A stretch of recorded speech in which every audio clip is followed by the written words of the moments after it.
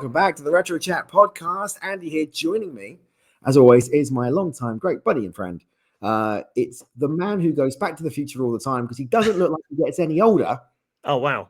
Tyers. Thank you very much. Yeah, going back to the future all the time. I'm here in my Cafe 80s t-shirt today, Hill Valley, California. I've got to get in the theme for this week's show, you know? You really do. Now, I was hoping that I would have been talking about the Back to the Future musical, but didn't get there. So, No. 200 quid down the drain. Unbelievable. And we've both been a bit under the weather. We've been trying to do this for a little while, haven't we? And various factors and illness and all of that. It's winter time and we're all contracting all sorts of bugs and things. And it's not been great, is it? No, but at least it's not Omicron. True. Or Unicron. Or whatever type of cron you want to call it. Now, welcome to the Retro Chat podcast. If you're wondering who this dude to my right on screen is, well, this is Lee Tyers from Ministry of Slam. Catch him every Sunday live at 7 p.m. on twitch.tv/the MOS Network or on socials at Instagram, Facebook, and Twitter at the MOS Network and on all of the main audio podcast platforms. Wow, that saves me going through it. That's brilliant. I like the picture as well. Well done. That's new. It took a long time to find a picture that you didn't look like a 12-year-old. That's good. That sounds really wrong. Amazing. I know what you mean. Yeah, I'm glad you do, as everybody else does. If you want to keep in touch with us here at the Retro Chat, you can do. All you need to do is subscribe to us on Instagram, Facebook, and on Twitch at Retro Chat Podcast. You can tweet us at Retro Chat Pod, and you can listen to us on Spotify, Apple Podcasts, Google, Amazon, TuneIn, Spotify, anything with a fi, anything with a cast, because the audio feed will there, and the video feed is now on Spotify. Amazing. Nice to have the option, isn't it? To listen to the audio or watch the video. It's amazing, one way or the other, whatever you prefer. Absolutely. And I can change the backgrounds now. It's even better. Oh, wow. Good. Yeah. Excitement. Yeah, I'm not doing it now because it doesn't look. I'll do it at some point. I'll change my background to something a bit more Back to the Future-y. Oh, okay. So all right. It's not my dining room. Right. So this week on the show, we are going to be touching on the retro topic for this week, which is Back to the Future. We're going to be taking where no roads are needed. We're going to be going 88 miles per hour as we leave 1985 Hill Valley and head to 1955. Wow. We're 2 fire trails behind. Yeah. That's the way it works. And bad hair if you're Christopher Lloyd. Yeah. It changes in each film pretty much, doesn't it? It's very interesting. It is. And I'll tell you what, the musical, though, from what I've heard, they keep the hairstyle the same. Oh, that's good. That's good. Nice to keep it in theme, definitely. Absolutely. So what is it, mate, about Back to the Future then? That because you between this and the Goonies and Mask and everything else, I mean, this is a big film for you. Yeah, absolutely. I mean, I've got a load of memorabilia just down here that I'll be displaying at various points during the show, whenever it seems appropriate. But no, I mean, it's one of those films that is. I mean, I'm like massive fan of the '80s as it was, and this is, even looking back at it now, was kind of your quintessential '80s movie. Had a teen in it who gets into some mischief and hijinks. Time travel was always cool. It had a cool car in it, and there were, the special effects were really good, and more importantly, a really great story. And not just, he went back in time to look and see what happened. He had something to do when he went back in time, and it wasn't, he couldn't get back, and how was he going to organize that? And then the whole thing with the parents, and you really sort of sat in his shoes. And I think that's one of the key things, one of the things about Spider-Man, and Stan Lee always said this, most people tend to identify with Spider-Man because he's a shy, awkward high school kid with no real special redeeming qualities. Same with Marty McFly, really. He had a rock band, but it's not very good and didn't get picked or anything like that. But you can very easily put yourself in Marty McFly's shoes at that sort of age. And he's got these real problems to solve back in 1955. And then, you think about it, dealing with the bully. I think we all dealt with that when we were kids, right? Because when this film came out, which was 1987, I want to say, Back to the Future first came out. It's before that. I think it was actually 85 it came out. All right, okay. I stand corrected. Film before that. I mean, I was 4. Yeah. When this film came out, so I can't remember it the first time round, but 40 odd now can remember it. You were what, 8? I was 8, 9 when it came out, and I remember going to we always used to go to Sainsbury's shopping with my mum and dad on like a Tuesday or Wednesday evening to do the weekly shop, and I remember Shreddies, or I suppose it was Nestle or whoever at the time that made Shreddies. You always used to get the free gifts in the in the boxes of cereal, and Shreddies had these little Back to the Future collector's cards. And I really loved collecting them. And I remember having the ones with in the parking lot at the beginning with the truck there, and the first time they see the DeLorean. And I got a few of them. But of course, how quickly can you realistically get through a bag of Shreddies when it's just you that's eating them in the house, and you're only a kid? So I probably only got 4 or 5 of them when we needed to get a new box, which was a shame. Well, not unless you could, pour them down the bin. Yeah, I'd have got busted for that. I had a massive growth spurt. There you go. I was hungry. Yeah, what the are you going to do? Wanted it. Yeah, cat food just give Shreddies instead. Why not? Yeah, I mean, the whole premise of the film, like you said, starts off in 1985. Starts off with the typical suburban family. The kid who's striving for more than what he actually is. And when you look at his parents, you look at George McFly, who is the no confidence. Walked over like like anything. The alcoholic mom, the brother who's in the slammer. You've got the sister. You've got Biff, who's all the way through it. The big thing.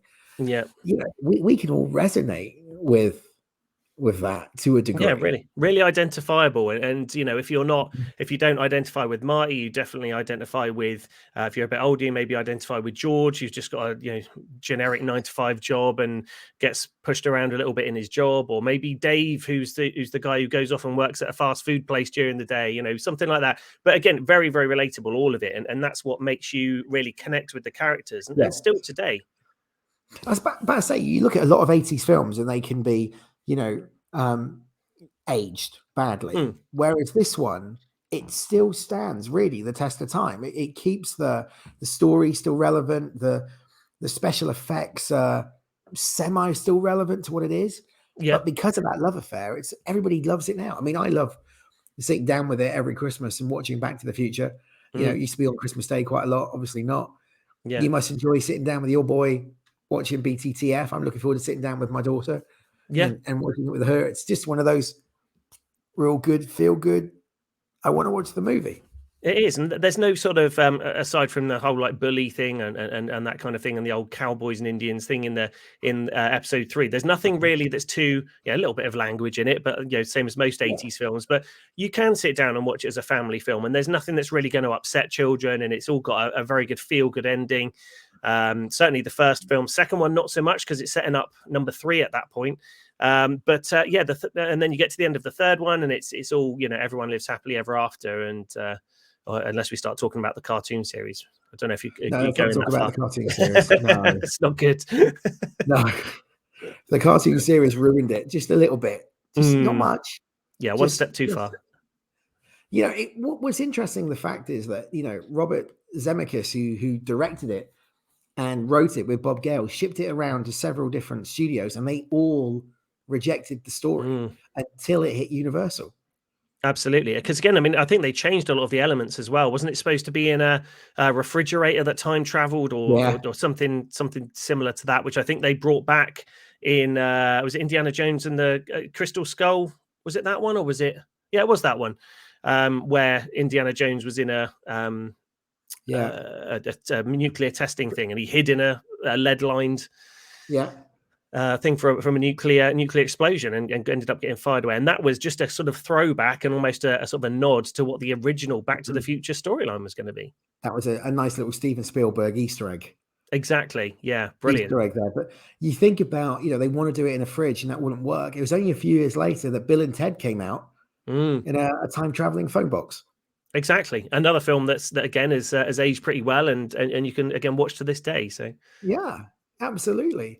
So the budget was $19 million, which when you think back in 1985 was quite a lot of money. Pretty huge. Now, not really that much. It grossed at the box office $388.8 million. And that was just the first film. Yeah, let alone the other two, and the residual rights of merchandise and references and everything that is influenced onto this day. I still think the money for Back to the Future has got to be rolling in. Yeah, it is. The inspired stuff, everything that's come from it. It's I bought this Cafe 80s from Back to the Future 2, bought this t-shirt about 3 months ago. I'm still buying Back to the Future merchandise now. So I mean, it's clearly still making money. I mean, what other film from the 80s? Yeah, I mean, there are a few, I guess, from the 80s, things like Ghostbusters and things like that. But they are few and far between when you think of the amount of movies that were made in that time period. And the good thing is, it's not been rebooted either. They kept what they said. They said, we're never going to reboot it. We're not going to do a sequel. The closest you're going to get to that is the musical, which is a testament because, you mentioned Spider-Man with Stan Lee earlier on. How many times has that been rebooted? Yeah, a lot. I mean, it's all kind of coming to fruition now over the next month or so. We'll talk about that probably another time. But again, that's just them sort of covering their own tracks because it has been done to death at this point. But yeah, again, I don't think it could work. I think anything that you produce today, it's so good that anything you produce today would automatically be looked at as inferior.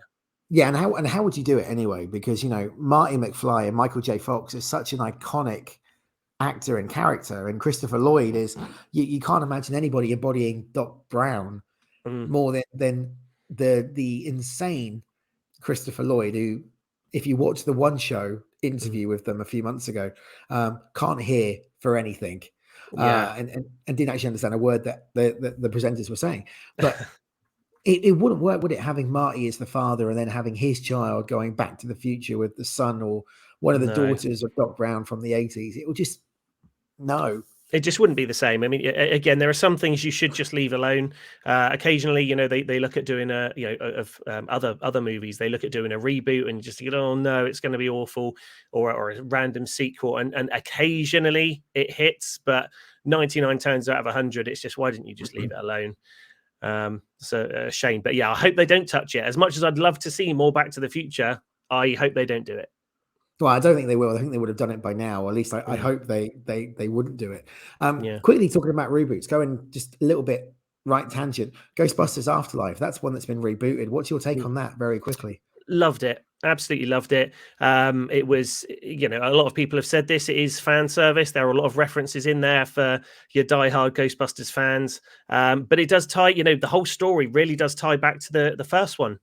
And they're not doing it just for the sake of doing it. They've kind of almost put an end to the original Ghostbusters story, and there's some threads there that they could come into a new franchise from it. So I really loved it. A couple of things I would have slightly changed if I was the director, but wouldn't everyone? But yeah, I was really happy with it. I was worried I was going to be disappointed, but I wasn't. So was it better than the all-female? Oh, a million times.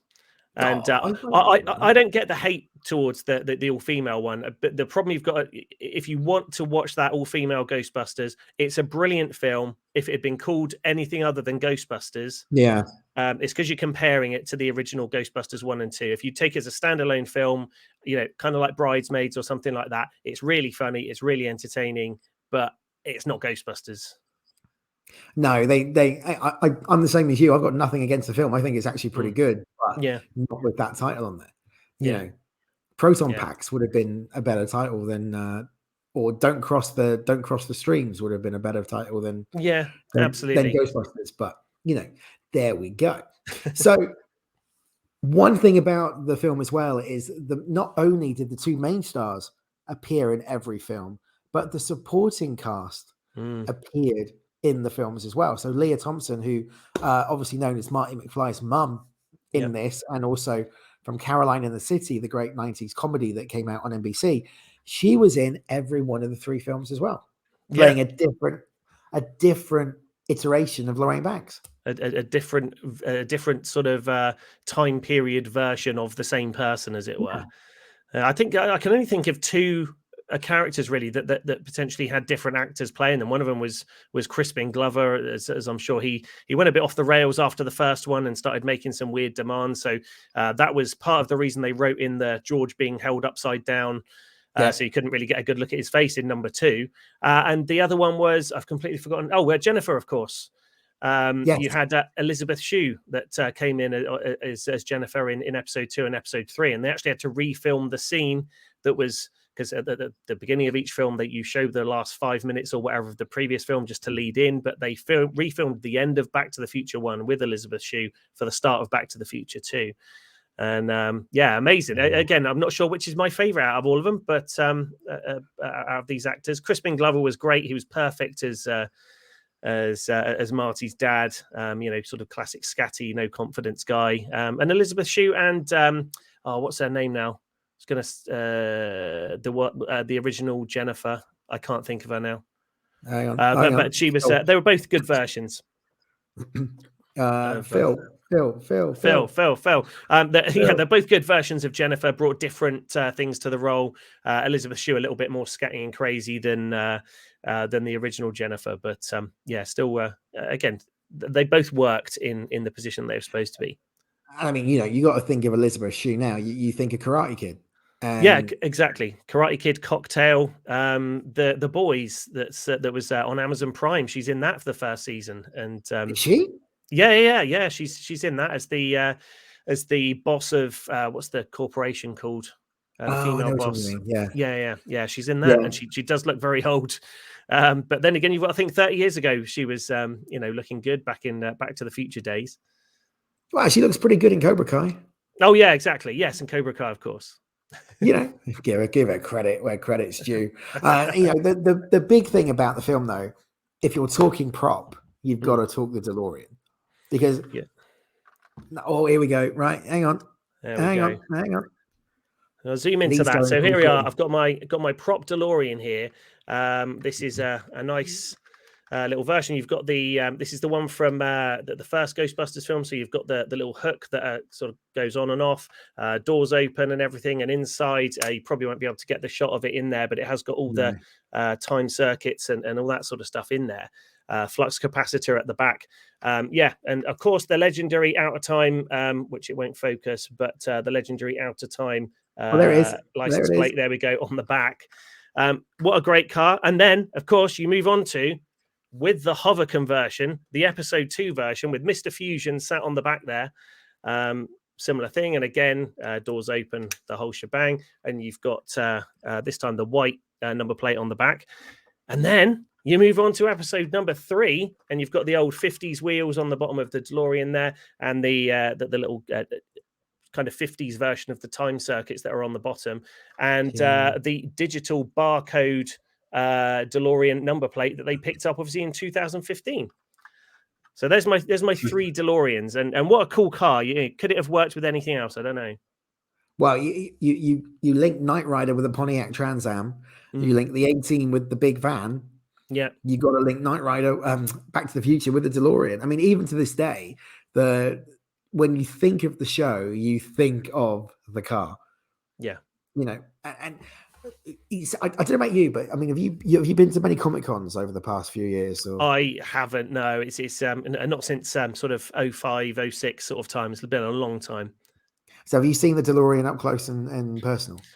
I have, which will bring me on to another slight sidebar, which I'll do whenever you're ready. Go for it. Okay, so there's a down here in Bournemouth, where I live, and Andy's old stomping grounds as well. There are a couple of cinemas, very old cinemas along a place called Westover Road, and both of those cinemas shut down to make room for a new big sort of multiplex in the middle of the town. Now, one of them was the Odeon. And they no, it wasn't the Odeon. It's called the ABC. Sorry, my bad.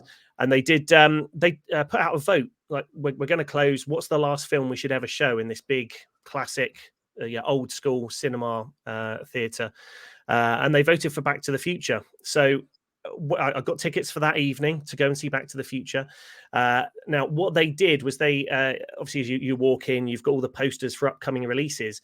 They put all the posters for films that were out at the same time as Back to the Future in there. So you had stuff like Indiana Jones and whatever, all these old movie posters as if it was 1985.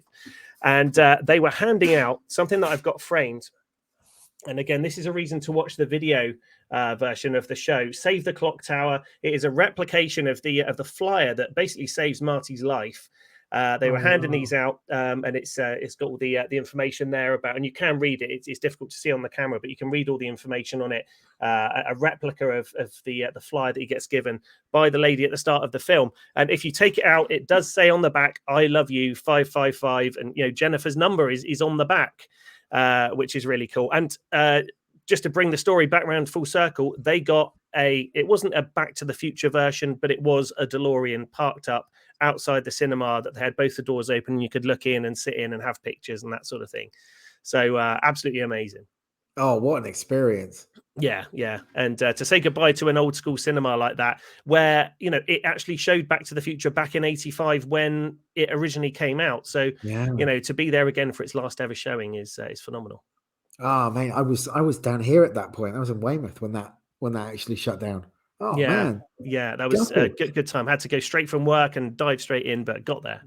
Hey, it was worth it, right? It was absolutely. Worth it to do that. Absolutely. See, there's a mutual friend of ours called Dean Dionysu, who from Event Merchandising. Yep. I was talking to Dean a while ago, and he said that pre-COVID there used to be some drive-in cinema, and one of the first things they did up in London was a Back to the Future drive-in experience. He said you drove into it, and it had the clock tower, it had the cafe, it had Hill Valley. You drove, and then you watched it on the big screen, and the big screen was kind of in the clock tower. So you could watch it. It must have been fantastic to have. Absolutely, to be right immersed in it, as it were. Yeah, absolutely fantastic. I mean, I saw a DeLorean at the London Film Comic Con. Oh Christ! On my stag weekend, because we went up to do that, and just sitting in that car and seeing the lights and seeing the flux capacitor and I don't know why I'm doing the symbol on the camera, and doing the flux capacitor and all the time circuits and all that type of thing, you instantly get giddy, I think, and it takes you back to that period where it was just like, oh, this is amazing. I want that damn car. I want to be able to drive it and go. How good would that be? Here's a question for you, away from the film. If you had access to the DeLorean, you could go anywhere, any place, any time, any moment in history or in the future, where would you go? That's an interesting question. I mean, it would immediately have to be the 80s. I could be all like, oh, I want to see this moment in time or whatever. I want to see when man landed on the moon or anything. No, I'm not going to do that. I just love the 80s, and I love the whole vibe and everything of it. And I lived through it the first time, but as a kid, I'd love to go back and just experience it all over again. As an adult, probably one of those things you look at through rose-tinted glasses, but I definitely go back there. What about you? Oh man, that's tricky. I'm not gonna do the Man on the Moon either. Okay. I'm not gonna do that. I would actually go forward in time, right, and try and get somewhere like the 24th century, and just see if it's anything like the Trek that we know. Well, we've got iPads already, so that's kind of pretty close to it. It's close. Just need the transporter now and the ships and everything else. But I would do that just to kind of go forward and see, do we survive COVID? Yeah, well, we're on mutation number 8,422 now. Let's have another injection. We now look like an antivirus, sort of germ. It's mutated us into that. Yeah. I would do that. I think just to kind of, I don't know, it's really difficult. Or to go back in time for the Big Bang and to kind of see like Earth formation and all that type of thing would be quite cool. That would be good. I'm surprised don't get a sports almanac as the when you're in the future though. Otherwise you'll get in trouble. Those are so hot to buy one of those now. It's like 30 odd quid to buy one of those almanacs. I know.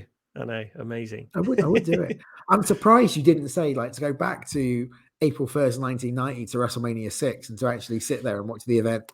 Yeah, I mean, I'd still have to. I suppose you could get the money together. As an adult now, if I ended up outside of Toronto Skydome, I could have probably picked myself up a ticket and I'd have been in there. That's very good. Yeah. Should have thought of that. I failed. No, you didn't. I think the 80s is a good call. The 80s is a good call. So 3 films. Yep. The original, the second one went to the future. Yes. It's always a weird title, isn't it? Back to the Future again, because it's like, well, no, you haven't been to the future before. You've been to the past, and now you're going back to the future again. Well, it's a title that only kind of makes sense when you watch the film, because it's It's Marty he's already gone back to 1955, and Doc Brown says we need to get you back to the future, meaning 1985 from his perspective. But yeah, initially you think, well, no, he went to the past. So how does that work? He didn't go to the future. And yeah, like you say, it does sound a bit weird, but does make sense when you've watched the films.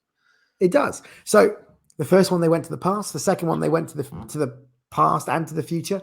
Yeah. The third one they went well and truly to the past. Out of the three of them, which is your favorite? I love Back to the Future too. I mean, the original will always be timeless. I love Back to the Future too because of all the futuristic stuff.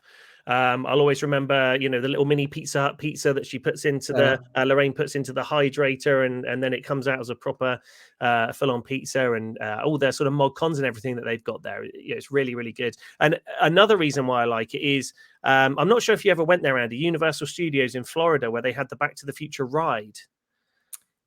No, been to Florida, but not to Universal. Okay, so no. I mean, again, another sidebar. Sorry about that, but there is there used to be. They've replaced it now with the Simpsons ride. It was a motion simulator where, and as you go through the queue, you see sort of videos and everything introducing you to what's going on. You're in Doc Brown's time. I think it was a time travel institute or something, and he had a whole institute where he was studying time travel, and he was working on his latest invention, which was a remote controlled 8-person DeLorean time travel vehicle. Now, as you're queuing up and going through the queue, you realize that Biff Tannen has broken into this time travel institute. Again, still Christopher Lloyd and Thomas F. Wilson, who played the original characters. Biff Tannen steals the original DeLorean and flies off into the past. So it's up to us, the 8 people who sit in the new 8-person DeLorean time machine, to go back in time and start flying around and try and bring Biff back to present day. And there's a huge section in there, and I think actually I may be wrong in saying this, but I think they use the same sort of miniatures to sort of show when you're flying around 2015. And again, to my final bit of merchandise is the Out of Time number plate there from Universal Studios Florida. So Back to the Future, the ride. It is a bit scuffed on the front there. It's been with me since about 1991, I think. But yeah, the ride's not there anymore, which is a shame. I'm not sure if it's still there in the LA version. But yeah, great ride, and you can find the full ride on YouTube if you just Google or search for Google the internet and go for Back to the Future the ride. Put that into YouTube, and you can get sort of a walkthrough and the videos of everything about it. All right, I just thought that was hilarious. The fact that you just turned around and said, if you Google the internet, yeah, absolutely, put it in your Google machine, as Bully Ray would say. Absolutely. We'll put the link in the narrative. We'll find it on YouTube, and we'll put the link into the narrative so everybody can see it. Well worth a watch. For me, though, I think the weakest film out of all of them was the third one. I'm with you. It kind of felt like they should have ended it after the second one. It was good, don't get me wrong, but it was, I don't know, there was something about it that just didn't feel right. Correct. And then suddenly turning the locomotion into the DeLorean and into the time machine and seeing that come back in at the end. It's a nice way to finish it, but you were kind of, in some ways it left you hanging because you were sat there thinking, is there going to be another film? Because the family. Yeah, I mean, yeah, Doc Brown's got 2 kids now. Presumably he could build another DeLorean with all the futuristic tech and everything if he wanted to, and you could go back. And again, we won't talk about it, but it kind of leans into the cartoon and all the other adventures that they had in the cartoon version, which wasn't very good, but what can you do? Now, the one thing about the film at the end of it, which was unusual at this time, because they obviously had fleshed out it was going to be a 3-parter, was the fact that at the end, the post-credit, where it was Marty and Doc will be back in part 2. Yeah, to be continued. To be continued, part 2. And you were sat there going, ooh. Yeah, this hadn't been done before. Not even the Trek films had done to be continued in the Wrath of Khan or to be continued in the Search for Spock. It was totally brand new, but you were hooked right from that word go. And the studio sort of willing to commit that there would be a sequel before they'd even sort of seen how well the original was going to do. They'd obviously sort of put together that kind of 3-story arc a little way in advance. Another thing, Andy, I wanted to bring up, and I'm not sure if you've played it. Have you played the Telltale Games version of the Back to the Future game? It's as a game itself, it is a bit clunky. If you've played any of like The Walking Dead or the, you're going over here, choose one of the 3 options and what have you. It's very much like that. But the story of it, again, I think at that point they've said if there was to be a Back to the Future 4, this would be, potentially what the storyline would be. Again, they do walkthroughs online and just sort of include all the cutscenes. So if you look for Back to the Future, the game walkthrough or something like that, or Back to the Future, the game cutscenes or something like that, it's sort of edited together in sort of almost a movie format. And you can watch that. And that's quite interesting as well. Lots of callbacks to all 3 of the original movies. I think, if I remember right, it's actually on PS Now and Xbox Gamer Pass. It is.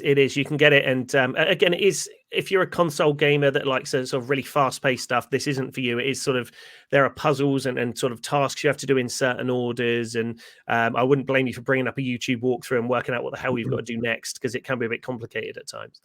It reminds you a little bit of like Escape from Monkey Island type thing, you go into one thing and you do something and then you come out again. And I gave up on the Batman one, and I'm a huge Batman mark, but I gave up on that because it was just sometimes it's a bit too much brain power. If you just want to switch your brain off and play a game, this is not the one for you. It takes a lot of input.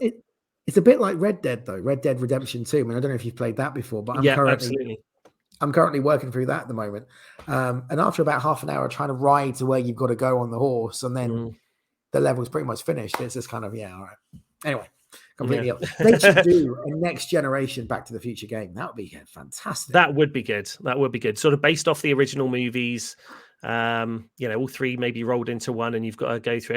I did have used to have an Amstrad computer, and I had the Back to the Future game on the Amstrad, and it was all about sort of wandering around and trying to get George and Lorraine to sort of be next to each other, and then they're sort of the little meter would fill up, and at that point you could then get into the DeLorean and go back to the future. It was quite straightforward, but I think that was like the NES game, because that could have been a blatant port of that one, because I had the NES version of it. And when you watch it now, it's like the little characters weren't that big, and you couldn't really see what was going on, and then you had the car. But imagine a next gen Xbox X or PS5 version of it with using the audio from the movies as the voice actors. Oh, brilliant. Because obviously Michael J. Fox, suffering from Parkinson's really badly now, not the same. Christopher Lloyd is got to be about 155,000 years old. But taking that voice, I mean, you would just be immersed, wouldn't you? Making it seem like which way you've got to go and what you've got to do. And absolutely. I mean, you could always, certainly Marty would be the main character. There's the kiddie for the Telltale Games version. They got, and I think there is, if you go to the Telltale Games website or again search on YouTube for it, there's almost like the making of the Back to the Future Telltale Games game. And they recruited this young kiddie who even Michael J. Fox said, I thought it was me that was speaking when I heard him. And he's got a perfect, and I can't emphasize that enough, a perfect Marty McFly voice. All the emphasis, all the inflections in there is absolutely superb. So again, get him involved again to do some of, if it needs any additional dialogue to Marty in the film. Right, then this is what we need to do, Lee. MOS Network and RetroChat need to get a petition going to get this game made. Sounds good. Someone's got to do it. We'll Kickstarter it. Can you make it? I can't make it, but we'll Kickstarter it and we'll get someone to make it somehow, somewhere. Yeah, sounds good. I'm happy with that. I mean, they did such a good job. Again, sorry to bring up Ghostbusters again, but the Ghostbusters video game that they made, again, before Afterlife came out, again, it was supposed to be, if there was a third Ghostbusters film, this would be what it is. And they got all the original voice actors in there, and but the quality of it and the story and that kind of version where you actually control the people going around, I think that would be great. And you just, everyone knows what the story is of Back to the Future. You've just got to make it happen. You know what we should do? I've been thinking about this. Is maybe not now, because we could talk about Back to the Future for hours on end. We do have a limited time we could do it. Yeah. Maybe we need to get a date in the new year and do a watch along. That would be great. A Back to the Future watch along. Well, we'll take the film, you, me, Law, whatever, and we sit down and we do an entire show watching it. That sounds fantastic. I'm up for that. Sign me up. Okay, you're signed up. You are signed up. Let's do it. Lee, we're going to start to wrap up. I think people can tell that my voice is beginning to go again. Yeah, it's going, isn't it? Nightmare. It is on its way out. Mate, I appreciate you joining me as always. Of course. For Retro Chat. Big news coming out of MOS a couple of weeks ago now, as we're recording this, that you're expanding. We are expanding. Yeah, we're doing a little bit. It kind of, if you were to boil it down, it would be the work smarter, not harder thing.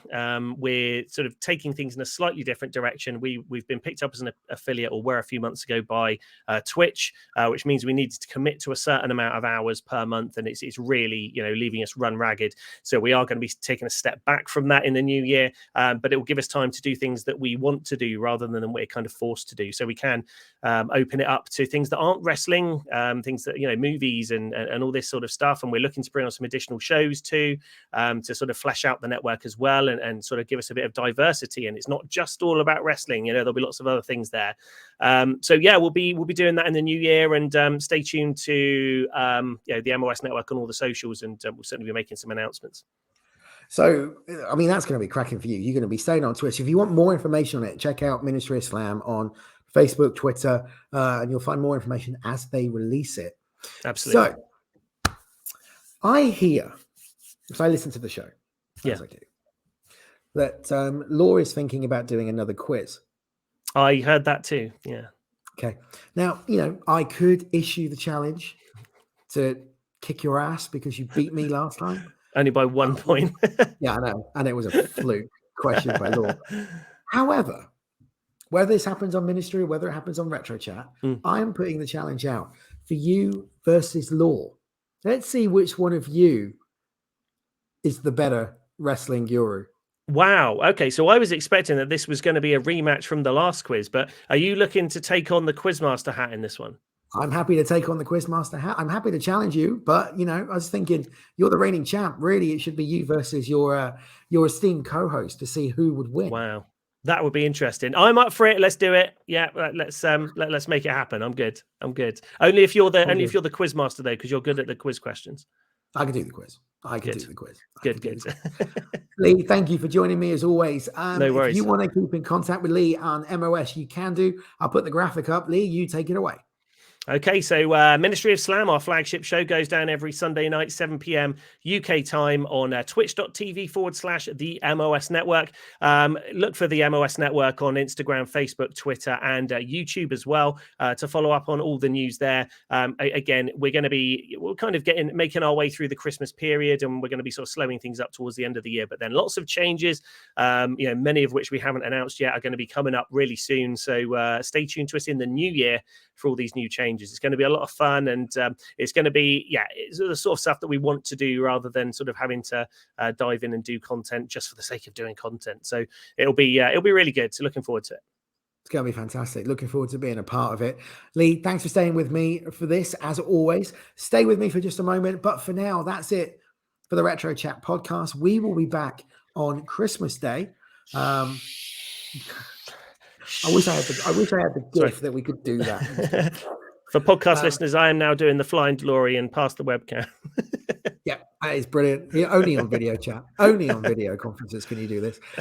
We will next be back on Christmas Day, where we're going to be looking at Blackadder's Christmas Carol, as you would do, one of the greatest Blackadder shows of all time. And then on Boxing Day, we will be back with maybe one, possibly two shows. Definitely going to be talking about Lego Star Wars, the holiday special that airs on Disney Plus. Was going to be a lot more content, but my voice is not going to let me do it. So I have to take a rain check on that. Lee, before we go, Christmas, big memory of Christmas. What are you most looking forward to right here for Christmas 21? I'll try and wrap this up super quick. So again, I'm not going to get it down now because it's going to ruin all of my display and my lights will fall down and everything. My very first wrestling match that I watched, WWF, was Macho King Randy Savage against Hulk Hogan, Saturday night's main event. Now, I've managed to get a figure of Macho King Randy Savage in the same outfit that he was in that event, which is really cool. And they've just released, and I've managed to, my girlfriend has actually bought it for me, a Hulk Hogan, again, in the same outfit as he was in that thing. He's actually got a rip apart Hulk Rules t-shirt, which velcros together. Comes with the WWF title, the headband, and it's old school sort of late 80s, early 90s Hogan. So I'm really looking forward to getting my hands on that, and it's going to sit right next to Randy Savage. Yeah, those are the two guys from the first WWF match I watched. So I'm going to keep them boxed, and it's going to be a little bit of sort of sentimental history there from a wrestling perspective. Incredible. That's fantastic. Yeah. I can't wait to see that. That's going to be good. So what about you? What are you looking forward to most? It's the first year that my daughter's actually going to realize what the hell is going on. So the tree is going up, I think, this week as we're taping this. My wife is going to be doing that. And then I expect the tree will be down by the end of that day. When she crawls to the top of it and the whole thing comes. Yeah, when Bella's pulled it down. But we've got her something which I'm dreading, which is a karaoke machine. Oh, wow. Yeah, no. Nice. No. Get her a pair of headphones to go with it so she can listen to herself, but no one else has to. Oh, no, she'll want us all to listen to it. But the problem is it's quite good and I've had to play with it. Oh, okay. There you go. Yeah. So are you going to say that a new channel for Retro Chat next year is going to be you doing karaoke songs to 80s TV shows and movies? Mate, I want to keep listeners, not lose them. I think the Enterprise theme, it's been a long road. I think you could do that on the karaoke machine. Why not? Yeah, right. And on that note, with this voice, I don't think so. On that note, we'll be back with more Retro Chat next time. Lee, stay with me for a minute. Where's my outro clip? I can't find it. Professional as ever. See you very soon, guys. Take care. See you at the matches. Bye.